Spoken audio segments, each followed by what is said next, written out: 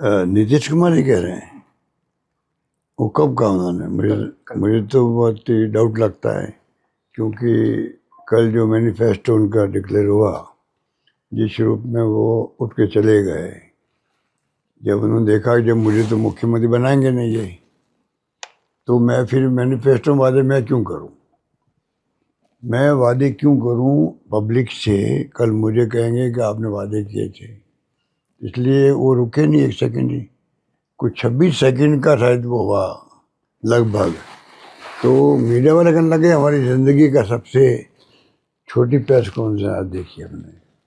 ये तो स्थिति है। तो नीतीश कुमार ही फॉर्मेलिटी कर रहे होंगे जो आप कह रहे हैं। हो सकता वो कल किसी स्पीच में कहा होगा, कहने के लिए कह दिया होगा, पर वो मन में समझ गए कि मुझे बना नहीं रहे हैं बीजेपी वाले, और उसी रूप में कल उन्होंने कमिटमेंट करने से बचे और वहाँ से प्रेस कॉन्फ्रेंस नाम की रखी गई। और जैसे ही वो फोटो हुई मैनिफेस्टो की, और वो चले गए वहाँ से। उसका अंदाज लगा लीजिए कि क्या होने जा रहा है वहाँ पर। वैसे भी ये सर्वे हो रहे हैं, उसमें तेजस्वी नंबर 1 है वहाँ पर। हाँ सर, राहुल गांधी और तेजस्वी यादव जी की भी सभाएं चालू हो चुकी हैं, उनके प्रचार चालू हो चुके हैं। उसको सभाएं बहुत शानदार हो रही है, और राहुल जी का जो यात्रा हुई थी उसको लोग अभी भी याद करते हैं। और बहुत शानदार, पूरा बिहार उमड़ पड़ा था वहाँ पर, उस वक्त उमड़ गया था, इतनी पब्लिक आई थी। और जो राहुल जी ने थीम दी उसको लोगों ने स्वीकार भी किया।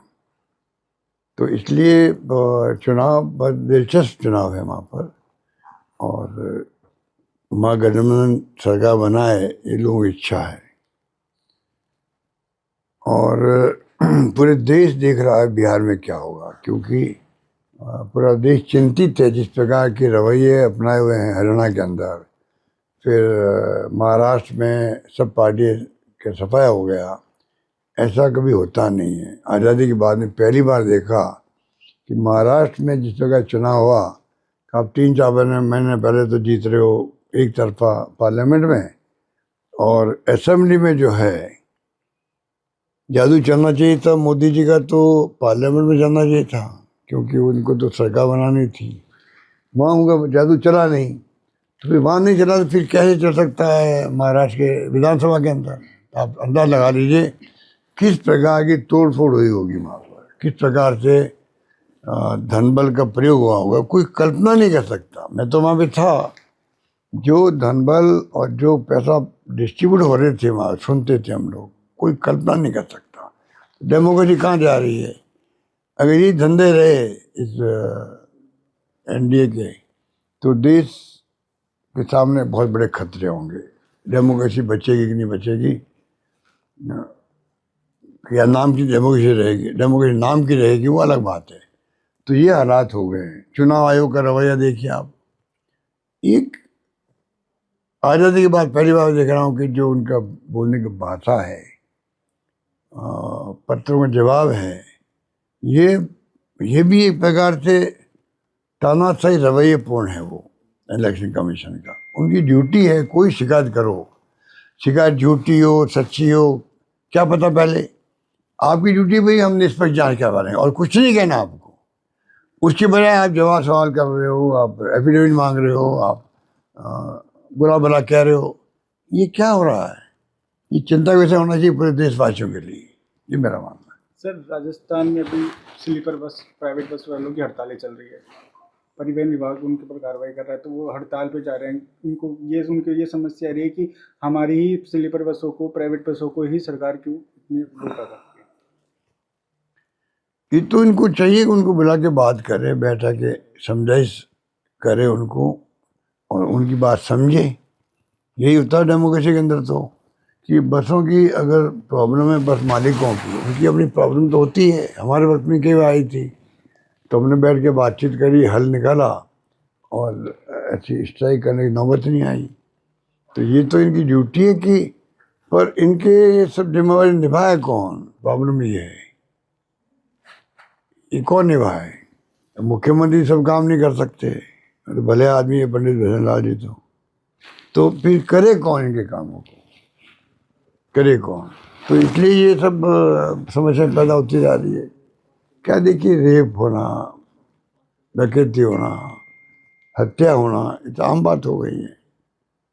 मतलब समझ में नहीं आता कि इतना बड़ा चांस मिला मुख्यमंत्री जी को, मुख्यमंत्री बनने का। पहली बार आप एमएलए बने हो, पहली बार मुख्यमंत्री बन गए, तो उनको तो पूरी अथॉरिटी के साथ में राज करना चाहिए, कल की चिंता नहीं करनी चाहिए, तब वो कामयाब होंगे।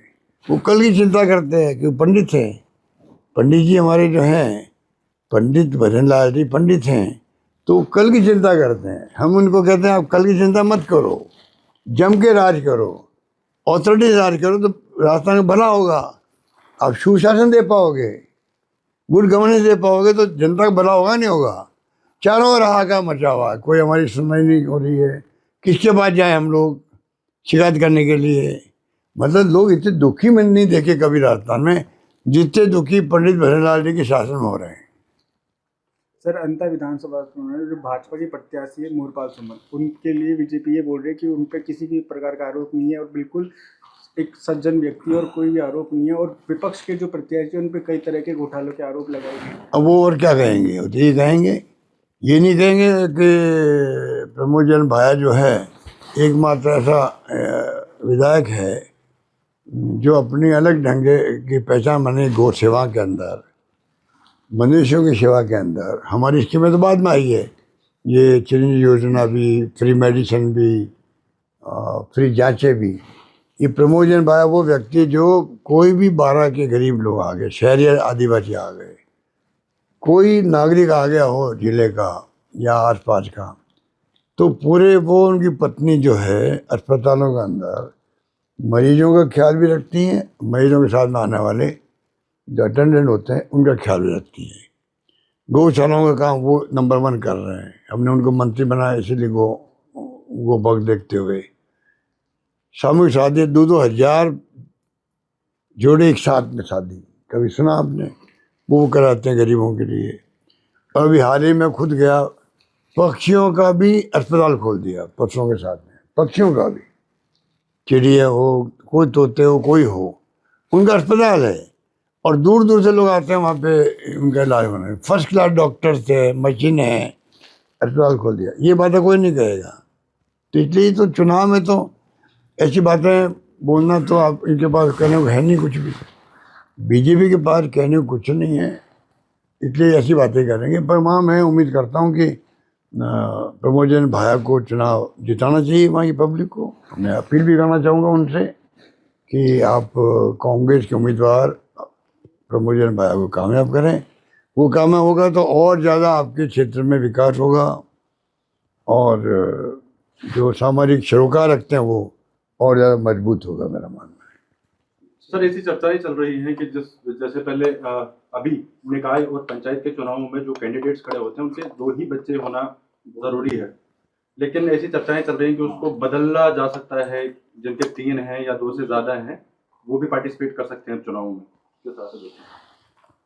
समय के साथ साथ में अगर कोई सरकार फैसला करती है तो अभी तो मेरे पास इसकी कोई सूचना है नहीं। अगर सूचना मेरे को मिलेगी किस रूप में क्या कहना चाहते हैं तो हम लोग उसका जवाब देंगे आपको।